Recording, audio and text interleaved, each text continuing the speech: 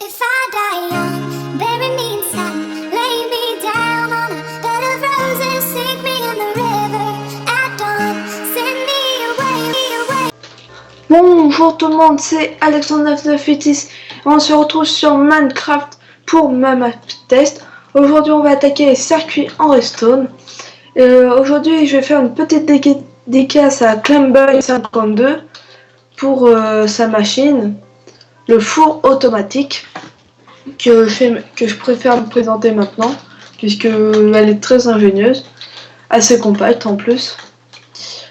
Donc il y a des trucs, par exemple ici je sais pas trop comment il avait fait, donc moi j'ai fait comme ça.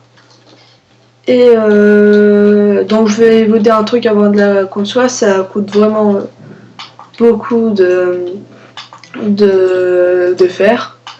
Donc je vous présente, donc on met d'abord pour une chose ici et ici, c'est exactement pareil, de trois petits détails. Comme là c'est surélevé de 1. Enfin bref. Donc comme vous le voyez, j'ai lancé mon minecart avec chest avec du charbon dedans. Il n'a plus de charbon, il a fait plusieurs allers-retours.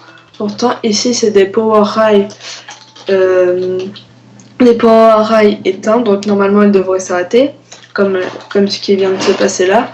Et comme il n'avait plus de charbon car le hopper qui est en dessous des power rails activés sont dirigés vers le four qui fait que le charbon est allé dans le furnace. Donc le charbon est dans le furnace et je vais lancer la deuxième vague. On attend, comme vous voyez, ça fait exactement pareil et ça repart. Donc je vais vous expliquer comment ça marche. Donc quand on lance un minecart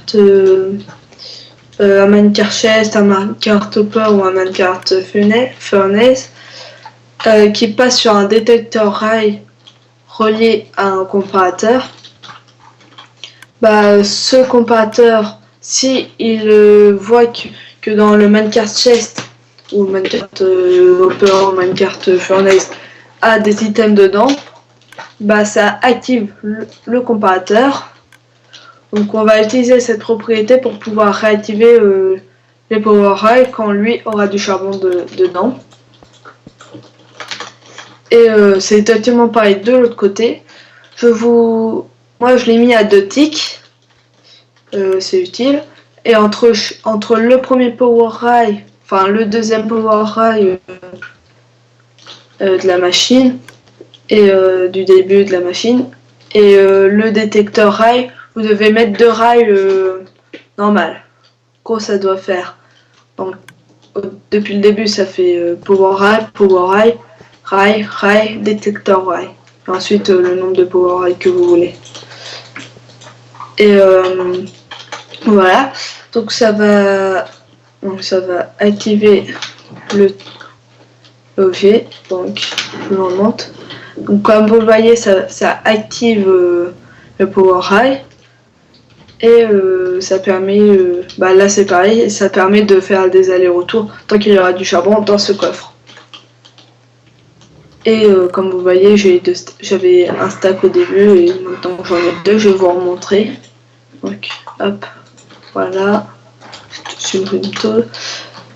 Donc là il n'y a plus de charbon. Pour récolter le fer, on utilise des hoppers qui sont sous la furnace, le four, et sont dirigés vers ces hoppers qui sont reliés à ces hoppers. Encore des hoppers en dessous là, ici, on sait jamais. Donc voilà, qui met les items dans ce dropper. Quand ce dropper a un item dedans, ça va activer le comparateur, le repeater, et comme le comparateur est relié à de la redstone, ça va faire une boucle quand ça va s'activer. Voilà, on va le voir. Non, on va bientôt voir normalement. Non, je vais pas lancer. Je vais pas lancer le truc. Ah, non, je l'ai pas lancé. Donc, comme vous voyez, là, il s'active. Voilà. Ah ouais, ça marche. Voilà. Voilà, donc. Vous allez bien voir, vous allez voir. Vous voyez, ça fait une boucle. Comme ça est relié à ce dropper, bah, ça va activer ce dropper et celui du dessus.